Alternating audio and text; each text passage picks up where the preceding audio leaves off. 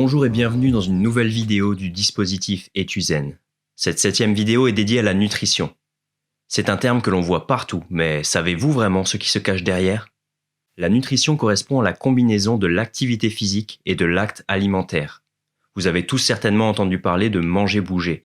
Au programme, en premier lieu, nous vous parlerons du mode de vie des étudiants. Ensuite, nous évoquerons la notion d'équilibre alimentaire et nous ferons un petit point d'auto-évaluation. Dans un troisième temps, nous ferons un point sur ce que signifie bouger au quotidien et vous verrez qu'il est possible, avec de petits gestes, de procurer de grands changements pour votre santé. Rien de tel ensuite qu'une petite mise en application. Nous vous ferons ensuite un petit topo sur les éléments importants à retenir et cette vidéo sera clôturée par des ressources pour les personnes qui souhaiteraient en savoir plus sur le sujet ou qui souhaiteraient être accompagnées. Il a été mis en évidence que 42% des étudiants ne pratiquent aucune activité physique. Ceci est d'autant plus vrai avec l'arrivée de la pandémie de la Covid-19. La dernière enquête de l'Observatoire de la vie étudiante a montré que 48% des étudiants déclarent avoir sauté au moins un repas durant une semaine normale de cours, par manque de temps ou à cause d'horaires irréguliers, ou car ils n'avaient pas envie de cuisiner ou de faire les courses. Et pourtant, il faut savoir que le corps fonctionne comme une voiture.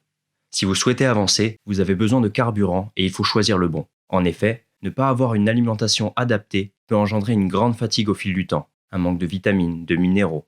Tomber de fatigue ? Cela vous est-il déjà arrivé ? Avez-vous déjà ressenti ces manifestations en lien ou non avec vos études ? Avez-vous déjà pensé que cette fatigue était liée à une alimentation ne correspondant pas à vos besoins ? Nous vous proposons d'aborder quelques notions pour améliorer votre quotidien. Commençons par la notion d'équilibre alimentaire.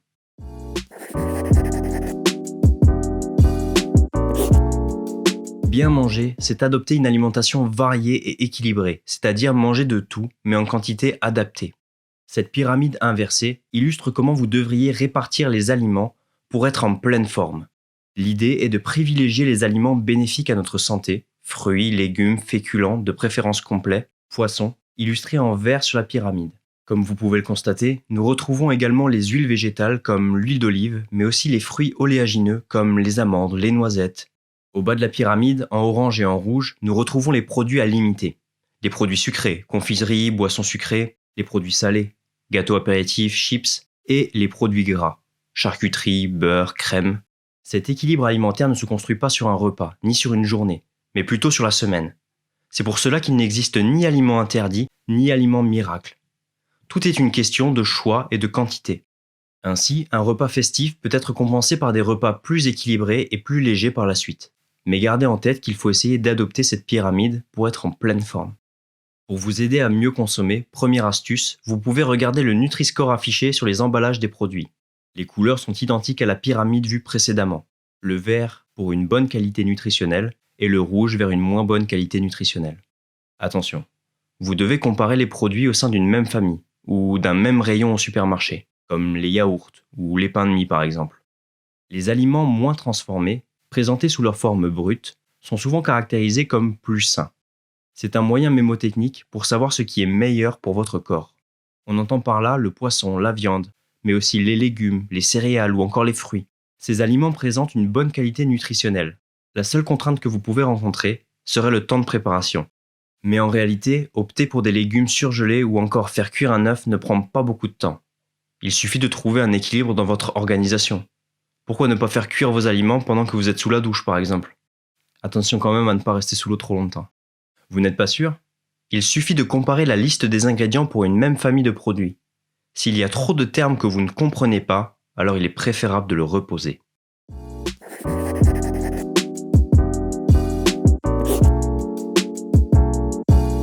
Pour parvenir à changer ses habitudes alimentaires, il est nécessaire de commencer par les identifier. Et si vous repensiez à ce que vous avez consommé sur ces dernières 24 heures ? Prenez un papier et un stylo et faites un tableau comme dans l'exemple. Le petit déjeuner, un encas à 10 heures, et au déjeuner. Peut-être avez-vous fait un petit goûter à la pause du cours. Et le soir, avez-vous eu le temps de manger ? Et pour finir, avez-vous mangé un petit carreau de chocolat en regardant le dernier épisode de votre série préférée ? Alors bilan, qu'en pensez-vous ? Arriveriez-vous à un peu améliorer votre alimentation avec les astuces précédentes ?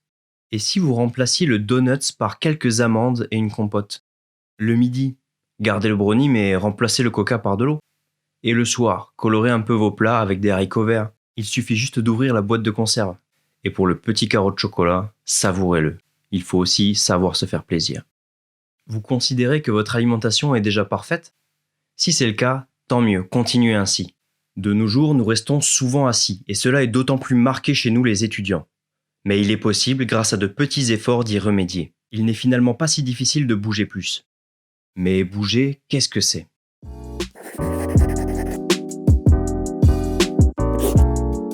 On associe bien trop souvent l'idée de bouger plus à l'obligation de faire du sport. Pour illustrer, il faut comprendre et utiliser les bonnes terminologies. En réalité, le sport est une activité pratiquée par une infime partie d'entre nous. Le mot sport est communément utilisé pour parler d'activité physique, mais il représente en réalité une pratique codifiée avec des règles bien précises et un entraînement important voire intensif dans le cadre de la compétition. Les activités sportives, quant à elles, se définissent comme l'ensemble des activités que vous pratiquez dans le seul but de vous dépenser. Cela peut être alors la marche active, votre petit footing du dimanche matin, ou encore une séance de stretching ou de yoga relaxante. Finalement, l'important n'est pas de faire du sport, mais de pratiquer une activité physique régulière de 30 minutes. Au final, cela représente peu de temps dans votre journée, et ça peut se réaliser facilement en venant à pied à l'université par exemple, en allant faire du shopping ou en privilégiant les escaliers plutôt que l'ascenseur, ou encore en se déplaçant en trottinette, non électrique bien sûr. Par ailleurs, cela est très bénéfique pour notre corps et notre esprit. Vous l'aurez compris, bouger plus apporte aussi de nombreux bienfaits sur notre santé. L'activité physique pourra aussi vous permettre de vous sentir plus en phase avec votre organisme, votre corps, et vous augmenterez par conséquent votre efficacité au travail. Il est important de garder à l'esprit que chaque pas compte. Il n'est pas nécessaire de vous mettre trop de pression, juste de faire de petits changements au quotidien. Difficile de vous dire de bouger un peu plus sans vous proposer un petit entraînement. Ne vous inquiétez pas, il s'agit juste de mettre votre corps en mouvement et de prendre quelques minutes rien que pour vous.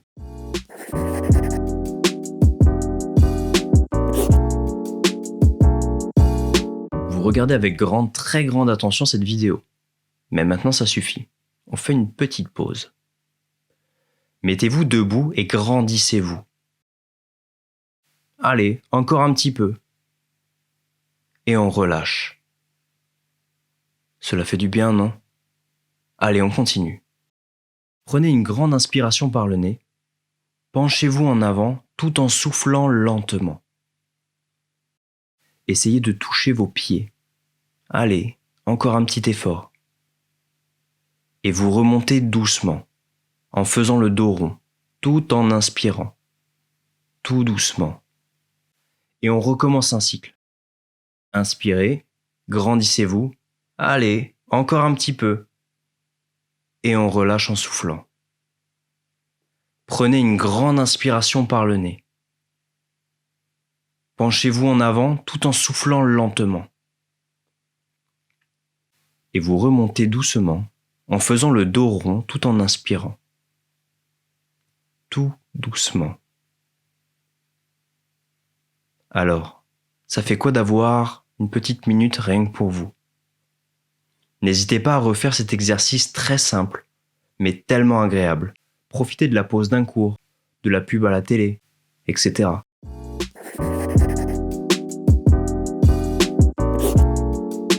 Au final, vous venez de le voir, vous n'avez pas besoin de faire de grands bouleversements dans votre quotidien. Et si vous essayez de manger un peu plus coloré, un peu moins sucré, et si demain, vous alliez faire un petit tour des douves de Vauban à pied?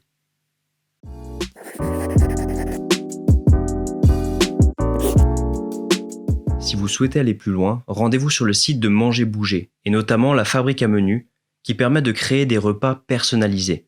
Le lien est en description. Si vous souhaitez suivre votre activité, des applications gratuites sont disponibles sur l'App Store comme Google Fit ou Runkeeper. Et si vous avez besoin d'un accompagnement plus individualisé, n'hésitez pas à prendre contact avec le service de santé universitaire. Vous aurez accès à des consultations gratuites avec un diététicien, mais aussi à une orientation spécifique en fonction de vos attentes en activité physique. Pour finir, vous voulez savoir si vous bougez suffisamment? Allez faire le test. Vous trouverez le lien en description. Sur ce, je vous souhaite une très bonne fin de semaine et à bientôt.